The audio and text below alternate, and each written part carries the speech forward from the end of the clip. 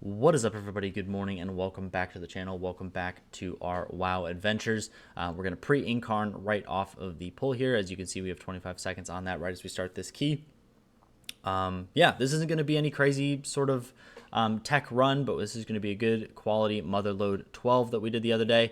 I like to pull all of this at the start. I know a lot of people skip a ton of this and that sort of thing, but I'm just sitting here and we're just gonna do all of it. We're gonna pop lust. We're gonna absolutely pump, and it's gonna be a good time. I didn't actually have like MDT or anything like that when I did this key, so there wasn't any like cooked route. This was just like my same pug route that I'd been doing since like fours and that sort of thing. So there's definitely ways to min max this key and skip around, but I thought this was still a pretty good run given the circumstances. So we're gonna get this pack on the right, get it with these this assassin. I'm not sure how that didn't social aggro or pull or whatever. So we'll try and drag all of this over, get these rowdy revelers, and just get another big pull going here. So gonna get some nice AoE, and our group is absolutely blasting. So already off the rip, we're feeling pretty confident about timing this key, especially because the timer feels pretty easy for the most part. Motherlode is pretty chill, and this is going to be a run where we are doing pretty much every kind of like inefficient count. We're not on comms. This is pugs, so nothing too crazy. And again, still going to be able to time a 12 and get one step closer to that 3K rating, which I believe you need all 12s for, all 13s, something like that. I think it's 13s. So if you're looking to get 3K, you need 13s. And I just try and chain this mechanical peacekeeper over with a bunch of these rowdy revelers. We can get some cleave damage, sometimes get some funnel damage, And this is usually a mob that people opt to skip, but he ends up going down super, super quickly, especially with this group. So feel like we actually do pretty good on some of these mobs just because our damage is ridiculously high. So gonna take this guy out and move right along. So this pat is coming in. I was just like, you know what? We'll limit test a little bit. Usually I wouldn't do that pat with anything. Most people don't do it at all. But figure we'll just try it with the rest of this. We have a ton of damage, like I mentioned before. So this should just go down without a hitch. So we'll do this pack. I'll skip ahead just a little bit. It's kind of messy because we have to kite back. But I try and grab this 3-pack on the left. And then get everything else over here. Popping Barkskin on pull. Frenzy regen just to make sure I live the gather. Pop Lunar Beam, and we'll set up shop right here and start blasting this pull as much as possible. I would really love 4-set too. I feel like I would do a ton more damage with the Druid 4-set, but doing all these keys with 3-set just because I haven't gotten lucky with any tier pieces or vault, and next week I will get my catalyst. So I see these mech jockeys go over here, throw down an early Ursals, try and drag them back just a touch. They're still walking over. Should be pretty easy. We have plenty of stops for them. They get knocked around a ton. And we'll do this last pack before the boss with this assassin, this peacekeeper, and this refreshment vendor. Nothing too crazy here. Just the charge shield doing a ton of damage as usual. But again, our group is absolutely blasting. These go down. And we are 26% through count. Still on a good pace. And this boss is super, super easy. As we've mentioned before, we did a 10 Motherlode the other day. But the only thing that you need to do, make sure you live the static pulse, and everything else is pretty easy. So we will get the foot bombs coming out here. The coins will spawn around the boss, so I'll try and move them just kind of preemptively if you can. But I think they both come down at the same time. Stand in melee, kick the bomb into the boss. We see we have 5 stacks of the debuff on him. Kick the last one in, 6 stacks. And now we just kind of pop, hopefully pop Incarn, I think. Or no, Incarn was already popped. Pop Lunar Beam just to get some more damage on the boss. Hitting this guy for a truckload. And we get him down to 50% health or so before that falls off. So we'll just rinse and repeat. We'll drag him away from the coins to make sure he doesn't get any of that stacking buff. That coin magnet you can actually stand in, even though he's sucking you in a little bit there. And it looks like you're going to take damage. You don't actually take damage, so don't worry about that. Do one more phase of that, and the boss will go down. We'll get another foot bomb phase quickly. take him out, and we'll go into this Azerite extractor phase. I will also mention that I'm not using MDT or anything like that. I'm pretty bare bones on add-ons here, so I know this isn't going to be the most efficient count, but this was how I did it before I got any sort of route going on. After 12s, it definitely feels like you need to be more efficient with that because people can't just out DPS some of the keys. So these mobs are pretty annoying, but these circles do spawn on you, so try and don't move too much. A lot of people see those circles come out and they just panic. They do spawn on players, so if you can stand right next to an existing circle, you will be in a much better spot than if you're just running around rampant. You might kill people. It's just like bad news bears, so don't do that. I'm thinking about going and getting this Stone Fury, and I actually do this run, even though it's pretty sketchy to bring a Stone Fury into this. I figure that we have enough stops, and we actually get a pull behind us too, so this just goes really, really sideways. Tons of kicks here that we are really kind of ill prepared for. So we're trying to kill one of these Earth Shapers, making sure that that gets out of the way, making sure that we kick these Stone Fury, making sure that Quake doesn't go off. We get a nice leg sweep here, and we should be able to kill one of these Earth Shapers before other things happen.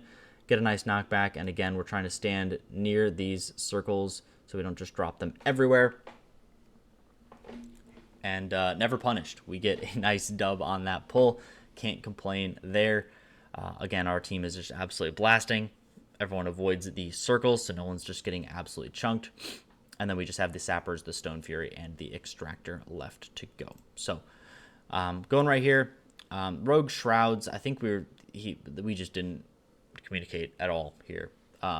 So it is what it is. But he says that we can do the Stone Fury with this this Taskmaster here. So I'm like, yeah, never done this before. Why not? Pop Incarn, pop damage. We should just be able to blast this pull, making sure that we kick those Furious Quakes, because that's really the only thing that is going to kill you on this pull. There is an Earth Shaper in this pack as well, or 2 Earth Shapers in this pack, but those Rock Lances, as long as you're full HP, you should be able to either eat those or use other kicks to, other kicks, other stops, other stuns, whatever, to stop those. So I'm trying to get my stacks to reset because this Taskmaster is beating the absolute crap out of me. I'm at 12 stacks, taking a healthy amount of damage, let my stacks fall off, and it looks kind of messy, but, it's okay. And I should be soothing him here, but I'm like, I think he's going to die. But I quickly get up to 8 stacks, and I'm like, okay, wow, this guy is really just laying into me. So, and I take a couple stacks right before the boss. Yeah, this was just kind of poorly played on my part. I bomb suit just to absorb some of that damage.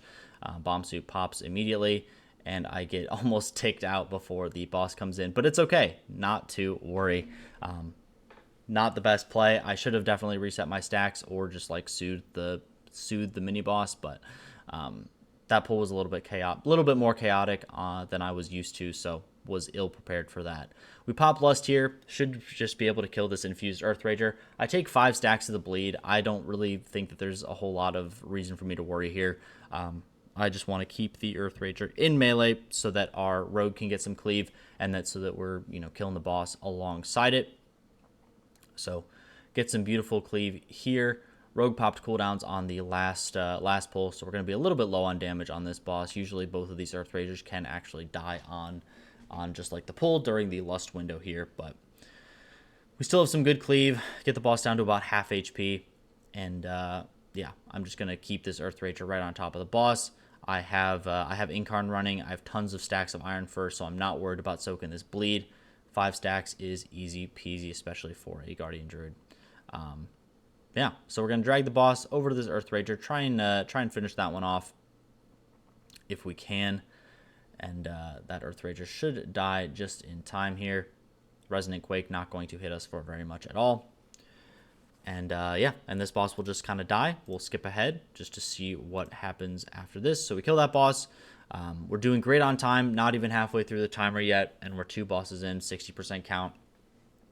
Feeling pretty good at this point. So this is where we will go ahead and get all these alchemists going on. Alchemists are just really annoying, but this will be 3 alchemists. I wanted to get the mastermind with this pull, but it is okay. So we'll just end up taking out everything else, making sure that we get kicks on these transmute enemies. And then I'm looking to get this mastermind into this pull as well.